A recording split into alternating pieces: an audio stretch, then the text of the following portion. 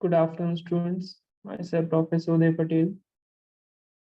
Today, we will complete the first chapter, signal system first chapter, which is introduction of signal system.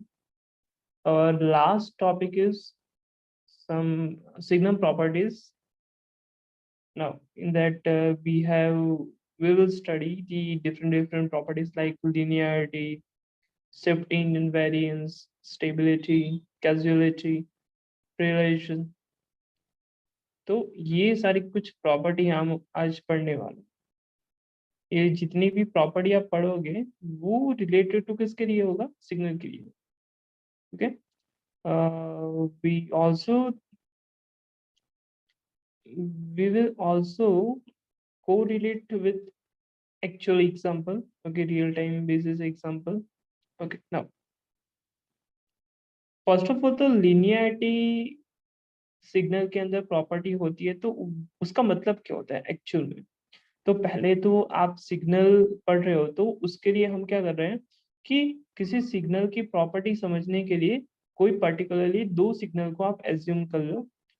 वो कोई भी ले सकते हो। ओके, आपको ट्रायंगुलर सिग्नल लेना है, कोसाइन सिग्नल लेना है, साइनोसॉइडल सिग्नल लेना है, जो सिग्नल लेना है वो आप ले सकते हो। ओके, अब बात होती है लिनियरिटी के लिए, तो लिनियरिटी के अंदर ये जो प्रॉपर्टी है उसको समझने के लिए दो चीजें हैं, एक है एडिटिविटी, दूसरा है स्केलिंग या होमोजेनिटी।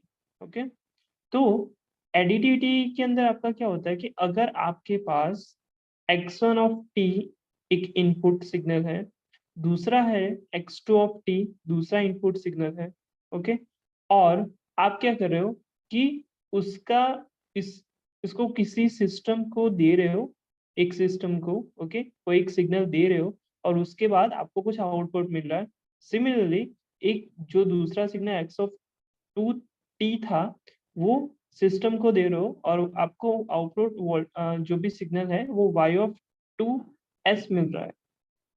तो उस कंडीशन में अगर सिस्टम का जो भी ये दोनों सिग्नल हैं वो लीनियर होंगे, तो उस कंडीशन में आप क्या कर सकते हो, x1 of t plus x2 of t जो सिग्नल सिस्टम है वो सेम है, और उसके बाद आपको आउटपुट क्या मिलेगा, y1 of s plus y2 of s मिलेगा। यहाँ पे ऐसा नहीं है कि आपको कोई कांस्टेंट टर्म, प्रोडक्ट टर्म यहाँ पे कुछ मिलेगा, डायरेक्टली आपको क्या मिल जाएगा, दोनों का सिग्नल का जो समेशन होता था, सॉरी, दोनों का इंडिविजुअल जो समेशन होने के बाद हमें कुछ कोई भी सिग्नल मिलेगा। ओके, लाइक मान लो कि जस्ट फॉर एग्जांपल आप 5 इनपुट दे रहे हो, ठीक है, और आपको सिस्टम के आउटपुट में आपको 10 आउटपुट मिल रहा है। ओके, दोनों सिस्टम में सेम ही मिल रहा है, 5 10 5 10। ओके, तो सेम अगर क्या करते हो कि आप जो मेनली दोनों सिस्टम का एडिशन कर रहे हो, ओके, तो 5 प्लस 5 हुआ, तो होना क्या चाहिए, 20, और क्या बोलते हैं 20 होना चाहिए, क्योंकि आउटपुट में आपको 10 मिल रहा था पहले। ठीक है, तो यहाँ पे भी आप देख सकते हो कि यहाँ पे जो भी आपका इंडिविजुअल इनपुट का आउटपुट मिल रहा है वो डायरेक्टली उसका समेशन आपको यहाँ पे मिल रहा है, इसलिए उसको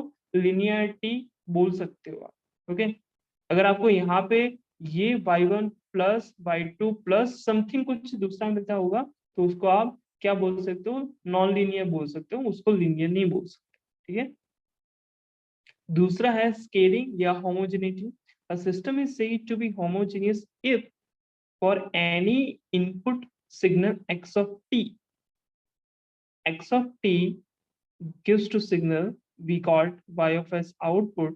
Okay, and then if alpha is constant, okay, if any value, okay, alpha x of t is give to the signal alpha y of s for all alpha. Okay, यानी कि अल्फा की जगह मान लो कि कोई भी वैल्यू रखते हो तो आपको क्या मिलेगा, देखो x ऑफ t का y ऑफ s आपको मिल गया। ओके, अब उसके साथ आप alpha x of t system को दे रहे हो तो अल्फा y ऑफ s मिलता है। ठीक है, तो उसको भी आप क्या बोल सकते हो, होमोजीनियस बोल सकते हो, या होमोजीनियस लीनियरिटी प्रॉपर्टीज सिग्नल के उसको आप बोल सकते हो। ओके, दूसरा है अगर ये नहीं पता चला है तो उसके अंदर सिर्फ एक एजम्पशन कर लो कि चलो एक क्या बोलते हैं, एक यहाँ पे 1 दे दो, यहाँ पे आपको 2 मिल रहा है। ओके, अब कांस्टेंट कोई अल्फा है तो यहाँ पे आपको 1 मिल रहा है। Okay, 1 of alpha. ओके, तो यहाँ पे हमने क्या देखा था, 1 का 2 हो रहा था। ओके, तो यहाँ पे 1 ऑफ अल्फा होगा तो सिस्टम के बाद आपको 2 ऑफ अल्फा मिलेगा। ओके, यहाँ पे आपका अल्फा कांस्टेंट ही रहेगा। ठीक है, वो उसके साथ मीन जो भी आपका आउटपुट वैल्यू है उसके साथ आपका प्रोडक्ट टर्म में तो आएगा। ओके, लेकिन वो अल्फा कांस्टेंट यहाँ पे आपको मिलेगा। आफ्टर देन है कि shift invariance. Okay, for system the input signal x of t gives rise to an output signal y of t।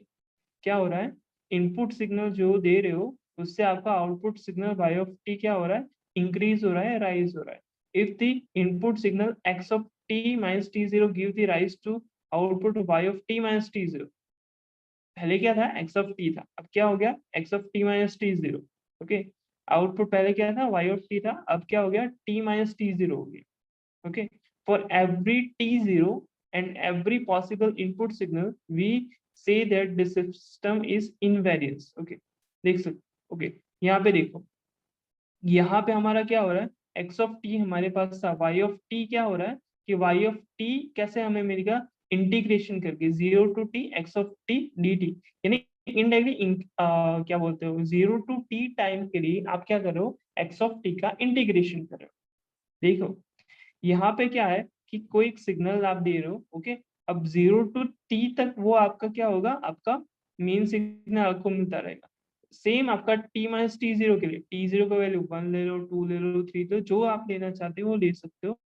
Okay, उससे आपका क्या होना चाहिए, सिस्टम जो भी सिस्टम है या सिग्नल है उसका राइज होना चाहिए। ओके, जो हमें यहाँ पे मिल रहा है ग्राफिकल रिप्रेजेंटेशन से हमें क्लियर कट पता चल रहा है। ओके, तो ये एक सिग्नल की प्रॉपर्टी है, वो क्या है, shift invariance. Okay, after then है स्टेबिलिटी। स्टेबिलिटी यानी कि कुछ बेसिकली पावर सिस्टम की रिस्पेक्ट में अगर आप देखते हो तो सिस्टम के अंदर कुछ चेंजेस, स्मॉल अमाउंट ऑफ आपका डिस्टरबेंस होता है, वो थोड़ी देर के बाद स्टेबल हो जाता है। ओके, अपने आप।